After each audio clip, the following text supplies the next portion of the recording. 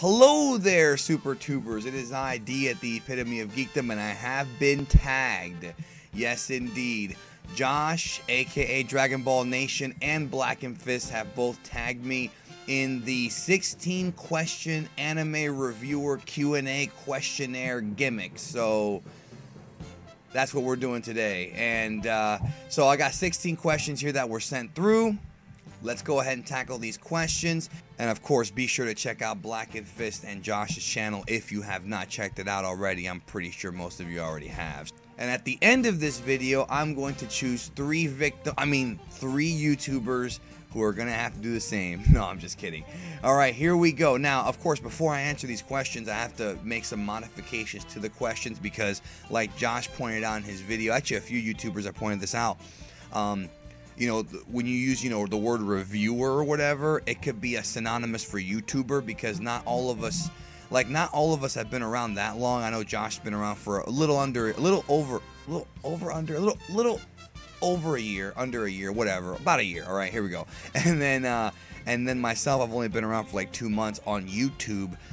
So it's a little bit different for us in the sense that we haven't had a chance to review other shows, or maybe we just don't want to. It all depends. I'm probably going to be reviewing like non-anime stuff at some point. Like I've already kind of done the Avengers movie, and I did the Kung Fury movie, so it's a little modified, but it'll be fine. Anyway, so let's go ahead and get to these questions. All right, so number one is how did you choose your reviewer alias? So there's two stories that go with this. Number one is I actually have two aliases, even though that's kind of weird. So obviously my biological name is Dan or Daniel or Danny or whatever the hell you want to call me. But so my quote-unquote name I use on here is either D or Big D, and I've been called, which is just an abbreviation, I've been called Big D since like the 7th grade. The kids referred to me as that. Therefore, I don't remember exactly who, even though I have an idea, and I'm not going to say their name on here because they might be watching, but I haven't seen them in a while. But you never know. You never know. But anyways, that's where I got my name from, and it kind of just stuck. It just kind of stuck. And then as far as Geekdom101 goes, I just had to come up with a name because the whole thing about the YouTube, and I'm going to go into more depth about this in a future video about why I'm even here. But one teaser I will give you is that the original intention for this YouTube channel was not even to have a channel. I was actually coming on YouTube to try to recruit people to do videos and content for my website, and I was considering changing the name of my website, which is superfriendsuniverse.com. I was going to change the name to Epitome of Geekdom because one of the catchphrases for the website is Epitome of Manliness. So I thought about changing it to Epitome of Geekdom and kind of going that route. So I just quickly made a YouTube channel and just kind of used that name. What I wound up running into is that people had some trouble finding my channel, and because it used to be The Epitome of Geekdom, and if you didn't type into the search The Epitome of Geekdom, it's pretty much impossible to find. So I was like, shit, this is not going to get me enough people looking for me. So I was like, all right, let me change the brand. So then I changed it to Geekdom101 because that's easy to remember and that's easy and short and simple, like Blackenfist, like QAA man. Those are things that have become kind of a synonymous brand. And when you're doing YouTube, and I don't know too much about YouTube, but I do know about kind of promotion in a way. And I know that you have to have a brand that people will remember and people will easily understand kind of what you're about, and they'll be able to punch it into a search and find you. So that's where that came from. And I do like Geekdom101 because I'm not just doing Dragon Ball. It kind of doesn't pigeonhole me into doing Dragon Ball, even though this channel kind of is a Dragon Ball channel. I can do other stuff and have it not offend anybody, you know what I mean? So I like that. Number two, how long have you been doing reviews? As far as like anime reviews, I did a few Dragon Ball box set reviews for a website called Opinions. These were written reviews years ago. We're talking about like 10, maybe even 12 years ago when the box sets were first coming out. Like the Boo Saga, the Bobby D Saga, or whatever. As far as YouTube goes, Obviously, I've only been around for a couple of months, so not too long on YouTube, but I have been reviewing anime for a long time. Something you guys might not know about me is that for the first, I would say, from 2002 all the way to around 2012, so about 10 years, I was reviewing music. I was a music reviewer for Opinions. I did a lot of hip-hop albums. I was the hip-hop guy there. Hip-hop doesn't really exist anymore in the same sense that it did then. It kind of sucks, and so that's why I kind of stopped reviewing it. I did lose interest, all right. So I've been doing just quote-unquote reviews for a while. As far as anime and Dragon Ball goes, only a couple months other than that short run I had before. 3, why did you start making reviews? I started making reviews initially, the hip-hop reviews, because of somebody on the internet named Graham Cawthon, who used to review old like VHS tapes of pro wrestling. So he kind of inspired me to try the site, and I kind of got addicted to it because back then the Opinions would actually pay you, but it wasn't just about the money; it was about the community too. So I mean, you would make you wouldn't make anything. It was like YouTube but worse. But you got to talk to other fans, so it was cool. Like, that was a cool community type thing. So that's kind of one reason why. Now, as far as why did I get on YouTube, I want to save that full story for another video because it is kind of a long story. But like I said earlier in this video, I got on there because I was trying to recruit. That was my original plan, and then it fell through, and I was like, fuck it, I can do it my own damn self. So that's what happened. Number 4. How many times do you watch an episode or series while reviewing it? That's a very good question. So if we're talking about like analysis videos, and if we're talking about, what ifs or whatever, it is always best to go to the manga and to watch the anime depending on what we're talking about. So when you're doing videos about that topic, I feel like you do have to go back. I know a lot of the stuff by heart, but you still want to go back. You still want to verify.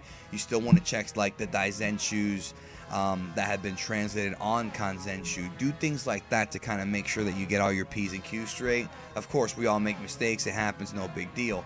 As far as actual reviewing, Dragon Ball Super, if everything goes according to plan, Dragon Ball Super will be the first show that I actually review as it is ongoing.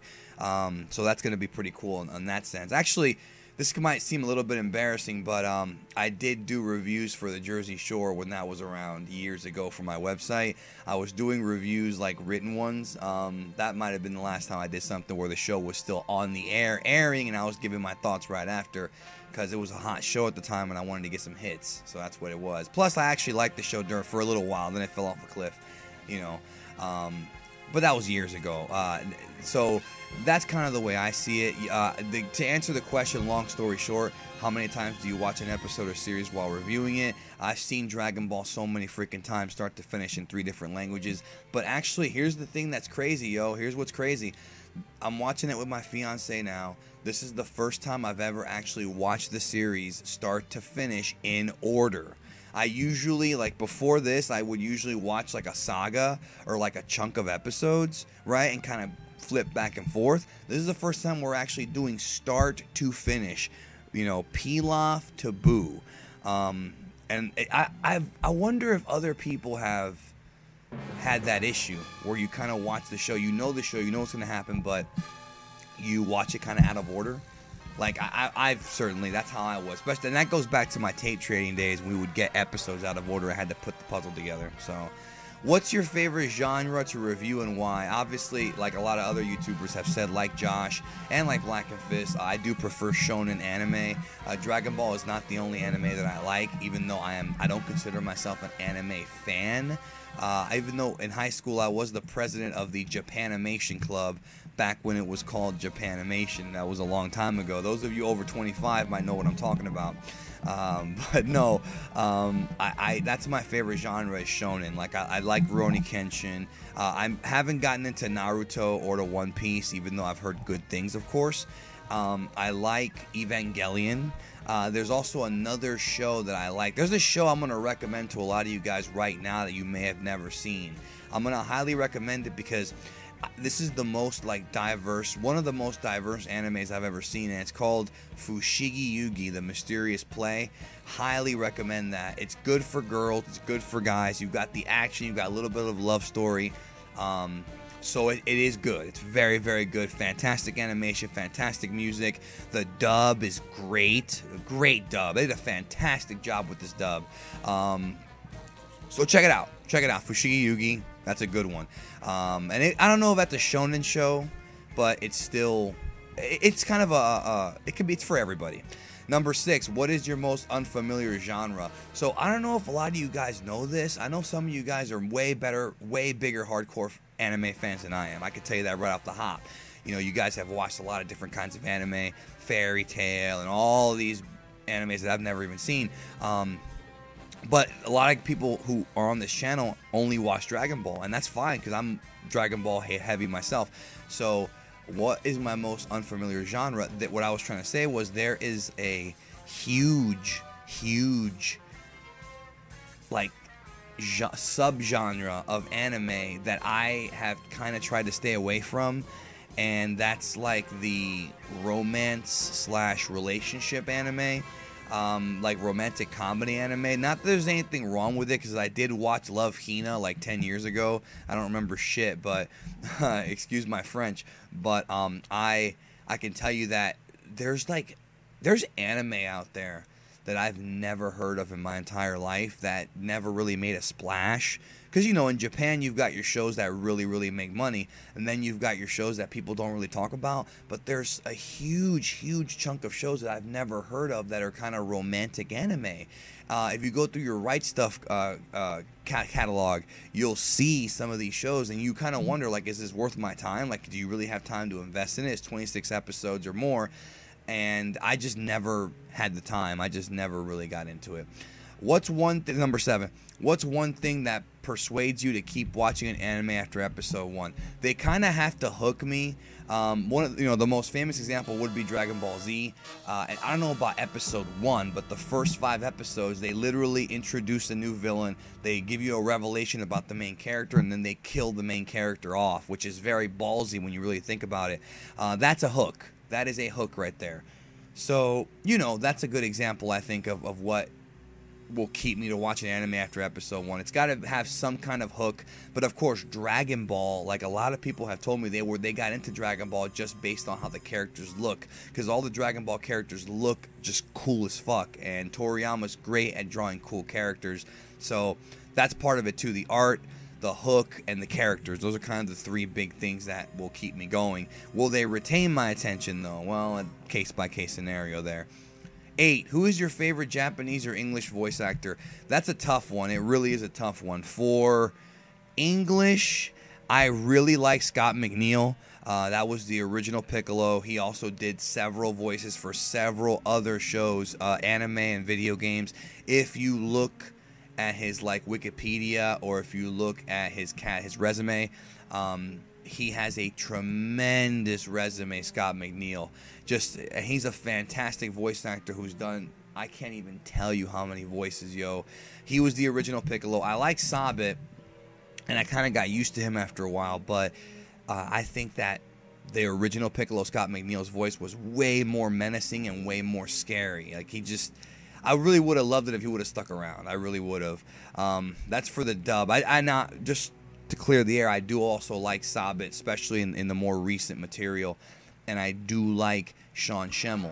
I actually like Sean Schemmel more as a person, because every time that I hear his interviews, he's always very positive and very cheerful, and those kind of people I like. You got to have more people like that in your life, and kill the negative people. So I like that about him more so than the fact that he voices Goku. Like, if I were to ever meet that guy, I wouldn't be drooling over the fact that he voiced Goku, because obviously I watched the Japanese version first and the Spanish version. So, it's one of those things where he's not like somebody who I think is synonymous with my upbringing when it comes to Dragon Ball, but I respect him tremendously, and I think there needs to be more people in the world like him. And of course, to add an extra little mini question to this, I love the Spanish version as well, and Mario Castañeda is the man. So English voice actor, like I said, would be Scott McNeil, and more recently Chris Ayres. I love Chris Ayres as Frieza. Japanese, I love Ryusei Nakao. If you look at Ryusei Nakao's catalog, he's another guy. He's kind of like the Japanese Scott McNeil. He's done the voice of, Frieza, which is the most famous voice that he's ever done, but that's only the tip of the iceberg here. He had some appearances in One Piece and other anime, but he's also famous for translations of American shows. For example, he played the role. Some of this is kind of wacky. He played the role of Howard the Duck. He played the role of Nick Black in Mission Impossible. He played Raphael in Ninja Turtles. He played Darkwing Duck. Just so many freaking shows. Animaniacs, Real Monsters. All these shows that are American shows that were dubbed in Japan. He played all those voices. Tramp from Lady and the Tramp. He's an animal, all right? So that I would say he's at the top of my list, but I love all of them, really. Question number 9, favorite anime soundtrack. I love anime music, I really do, truthfully. I love the Kikuchi score, I've said that before. I like Yamamoto's Kai score, I really do. It's a shame that he, you know what happened. I don't have to get into it here. If you don't know what happened, look it up. I like that, and I like the Evangelion score a lot, actually. Those are kind of the top ones, but I do think the Dragon Ball score is the best. And a lot of people have criticized Kikuchi's work and said, well, it makes Dragon Ball sound old and this and that. And the thing you have to understand about Dragon Ball with the Kikuchi score is that, and I said it in a couple videos, Dragon Ball Z is meant to be like a Western. So there's a lot of influence there. But if you watch Dragon Ball start to finish in Japanese with Kikuchi score, or even dub with Kikuchi score, you'll notice that it kind of is supposed to have that. That's the purpose. It's supposed to have that, classical kind of, silent film type of atmosphere and type of, orchestration, kind of like Star Wars. They're very, very similar. So, just maybe, if you're watching this video, you might love the Bruce Faulconer score, and that's fine. That's fine. You can like whatever you want, or even the Yamamoto score, but just understand, because I know some people like to jump down people's throats and say, oh, the Japanese music sucks. You have to understand that it's supposed to be like that. It's supposed to have that, dum dum dum, dum dum dum. That's kind of how it's supposed to be. That was their intention. So even though you might not like it, and you might think it's a more modern, you would like the more modern rock style stuff that Yamamoto or Faulconer did. The show, from the people who were making the show, felt this was the right direction, and it certainly does fit in many cases. So, number 10, favorite anime song you crank up and dance to. I don't really dance like Quaman said. I can dance. I just don't dance all the time. I actually have danced though to Tobi Kidi's Zenkai Power, which is the first Dragon Ball Z closing song. I bump that one every once in a while. And that actually goes to the next question. What anime song are you currently addicted to? Without a question, Mamoru Clover Z's Chikai no Ze, which is Vow of Z from Revival of F. I've got that in my car right now. I bump it every time I drive around. And what do you want me to tell you? It's just... I like that song, alright? Even though it's a bunch of girls with high-pitched voices. Well, I guess that's a good thing, right? I do like that song. Number 12, do you like to buy anime merchandise? If so, what do you collect? I do have some Dragon Ball stuff. I mostly just collect the DVDs and things like that. The Blu-rays, if, in certain cases. But, and the manga, of course. I stick with that, But I do have some figures that I use to kind of put on my shelves to kind of make the shelves, dress them up a little bit, make them look better. So I do have my Dragon Ball collection there with Goku figures and Nappa figures around it to kind of accentuate what they are, so I do have that. So I do collect that. I also have some Dragon Ball trading cards from back in the day that I have there as well. I don't have the really nice, super rare PP sets, and if you don't know what that is, you can always look up Dragon Ball PP and yes, PP, like P and P, 2 Ps. You'll know what I'm talking about when you see it. The old 90s cards. I wish I had them, but that's kind of pretty much it, really. I don't have a huge collection. Super Jayain has a much bigger collection than I do of stuff. I would like to at some point get some more stuff and really get like a whole, like maybe like a whole section of a room dedicated to Dragon Ball, but that's more of a long-term project. 13, what is your guilty pleasure anime? I would say Pokemon, honestly, because I don't watch it anymore, but Pokemon does have kind of a stigma to it that, oh, you know, it's kind of for kids, and it is in many ways. But I did watch the first season, and actually the first 2 seasons, and I did have a good time watching it for the most part, even though it did kind of fall off. That's a little bit of a guilty pleasure. Like I said before, I've seen Love Hina, and really the right answer is all the disgusting hentai that I have. No, I'm just kidding, but, or am I? You can figure that one out. But no, that's pretty much the only one that comes to mind when I say that. Actually, Sailor Moon as well, because a lot of people, I used to love Sailor Moon as a kid. A lot of people were like, oh, well, you know, you watch that? You know how people are stupid now. Yeah, I do. Fuck off. You know, sorry for cursing. You know, it's kind of just how I am. But those are the 2 that kind of come to mind. 14, what anime made you cry? I've never cried during an anime, ever. But you certainly can get emotional during an anime when certain events happen, you know, and you kind of have that feeling in your, you know, inside of you where you have that excitement or that, you know, dread or that, you know, that empathy for the characters. There's tons of moments in Dragon Ball that make you feel that way, and then there's moments that just kind of capture you emotionally. You know, one of my favorite moments, you know, just real quick, is like when Goku first shows up on Namek and they play the dun dun dun. Dun, dun, dun, and he's just looking just totally badass, and then he goes in there and knocks Raccoon out with an elbow. I didn't cry, obviously, but I was like, yeah, like that's the kind of stuff that really, you know, cranks you up, and you're like, this is why I love the show, like that kind of stuff, you know. Also, when Goku shows up to save Gohan from Nappa, it's another one. Like those are the good moments. There's more, obviously, but those are the good ones. 15. Favorite food to eat when you're having an anime marathon? I don't really have one. I'll eat anything, so I honestly can't really answer that. I'll eat anything, bro, when I'm having an anime marathon. So, number 16, what anime are you currently watching right now? Like I've said in other videos, I am rewatching Dragon Ball start to finish with my fiance. We're going in order from Dragon Ball through Dragon Ball Z. We did all of Dragon Ball, all the Dragon Ball movies with the exception of the 10th anniversary special, which we're going to save for later. Dragon Ball Z. As of this recording, we are up to the Goku and Piccolo filler driving episode, which is a favorite amongst fans. We're about to hit that one, but before we do, we're going to watch movie 5, which is the first Cooler movie. That's what we have left. We saw the first 4 and whatnot. So that's what I'm doing now. I'm rewatching that show with her start to finish, and it's a lot of fun. So other than that, I do plan to watch Fushigi Yugi with her as well later on.